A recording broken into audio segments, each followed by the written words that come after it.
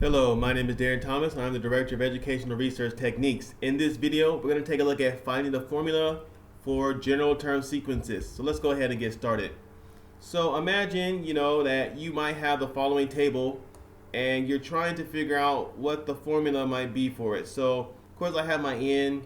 I don't know what my general term or the sequence for my general term is.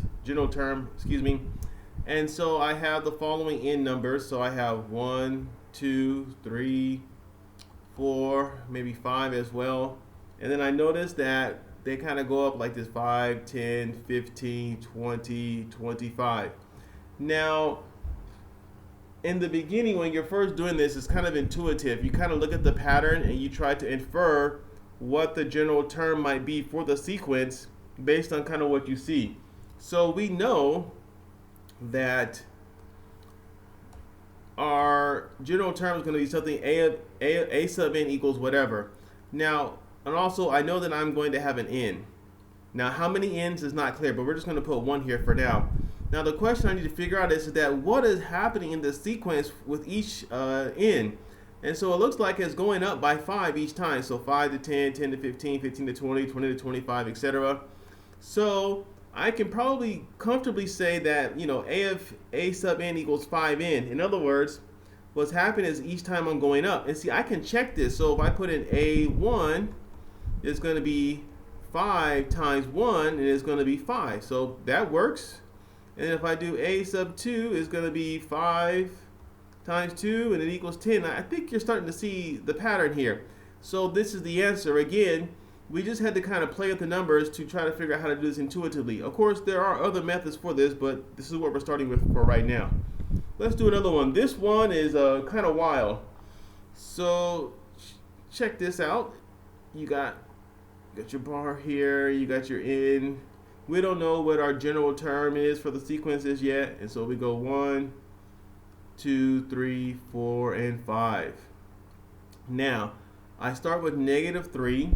Then I go to 9, then I go to -27, then I go to 81, and then lastly I go to -243. So this one is kind of weird. What's going on here? Well, I still got my a sub n. Now, here's what's happening.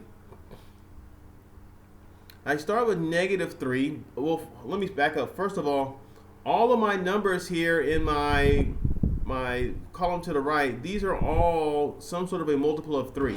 This is very, very clear. So -3, of course, that's a multiple of 3. Then it goes to 9. Then it goes to -27. And so what's happening is this. We're doing -3 times 3, and we're getting 9. Then we're doing 9 times -3, and we're getting -27. Then we're doing -27 times -3, we're getting 81. And then we're doing 81 times -3 to get -243.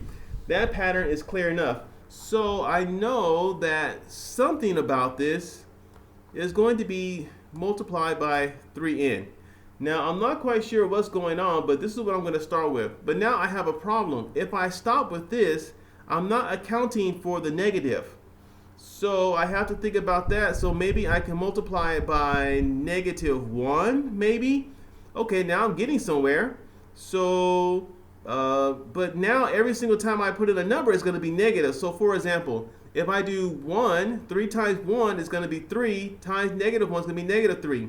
If I do 2, 3 times 2 is 6. Well, that doesn't help me a whole lot right here. And then 6 times -1 is going to be -6. So now all my numbers are negative. Something is still not quite right. Well, one thing that we could do is that we could try maybe to alternate it, because you can see here that when the n is even, we get the negative number. When n is when n is odd, we get the negative number. When n is even, we get a positive number. So there's probably some sort of an exponent going on here. So n, like so maybe. And so let's try it now. Okay, so let me write this out so you can see it this time. I better stop doing things in my head. So if I do 3 times 1, all right, that's going to be 3. Put that down here. And then I have -1 to the first power. Well, that's just going to be -1 again. So -1 times 3 is going to be -3. So maybe I'm making progress. Let's try n2. So 3 let's see here. 3 multiplied by, oh wait, did I make a mistake? Maybe that's 3 to the n. Ooh. 3 times n, I'm sorry, whoa. 3 times 2, that's going to give me 6. And then negative 1 to the 2, well, that's a positive 1. Okay, yeah, negative 1, that's a positive 1, so 1 times, that's 6. All right, so now I see, I forgot, I made a mistake here, forgive me. This should probably be 3 to the n power right here. So let's do that again.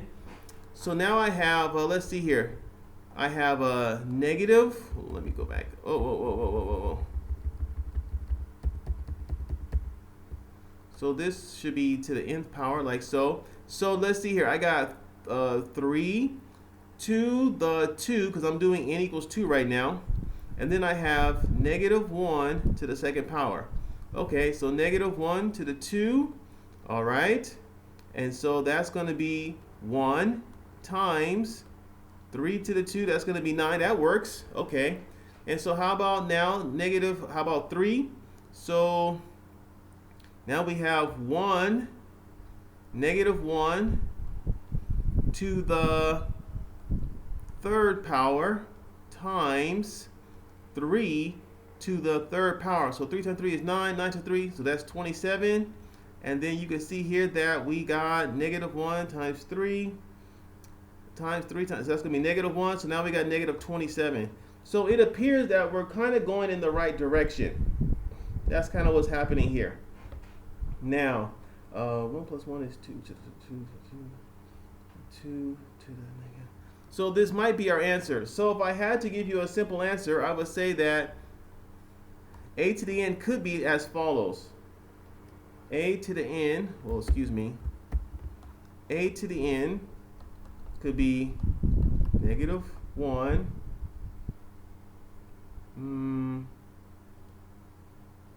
Negative 1. And then what we're going to do is we're going to do the following. So we have the following here. We're going to have negative 1 raised to the nth power multiplied by 3 to the nth power, like so. And that'll be one way to deal with this. I'm sure there's ways you can simplify it or whatever, but this will work for our purposes. Again, there's other ways to do this. Let's do one more and wrap this up. So in this one, you can see this one's not quite as hard, at least in my opinion. We got n, we don't know what the general term is yet. And so we got 1, 2, 3, 4, 5, like so. And so then you have 1/2, then 1/4, then 1/8, then 1/16, and then 1/32. Okay, now the pattern here is very clear, at least in my opinion. Again, this is just based on, I guess you could say, experience, if you will. And what's happened is that the denominator, the lower number, is just going up by square roots. Not by squares, but exponentially, if you will. So 2 to 4, 4 to 8, 8 to 6, 6 to 32. So that's not too crazy. And the top number is always the same. I can also see that. So I know my top number is 1, my numerator, and I know my 2 to the n this is just what it's going to be. So you could check. So if I set n to 1, it'll be as follows. 1, 2 to the 1 is going to be 1 over 2, like that. 1, 2 to the 2. If I set n to 2, it's going to be 1 to the 4. You can see the pattern follows. This one was very quick and simple. Again, it's kind of more of an intuitive, just kind of looking at the patterns and trying to make a decision. So that's kind of what's happening here. So let me wrap up what we did in this particular video and then conclude. So in this video, we learned about how to find the formula for a general term in relation to sequences. And for now, we're just kind of relying on our intuitive sense and kind of looking at the pattern and trying to develop some sort of an equation that justifies the particular sequence, if you will. And so there's not a whole lot more than that to explain right now. Now with the second one, it was a little it was very tricky because you had the positive and negative going back and forth, going back and forth. And so, to deal with that, we knew it was multiples of 3, and it was going up quite fast, almost exponentially, if you will. It is going up exponentially, if you will, at times. And so by keeping in mind that alternating negative number, we had to add this second support term, if you will, for the general term sequence. And then for the last one, it was pretty obvious. The top number in the fraction was always a 1, so that's how he got here. And then you can see the bottom number is going up exponentially like so. And so that's how we ended up with this denominator here. So I hope that this video was useful for you and that the things we discussed made sense. My name is Darren Thomas. I'm the Director of Educational Research Techniques. Take care.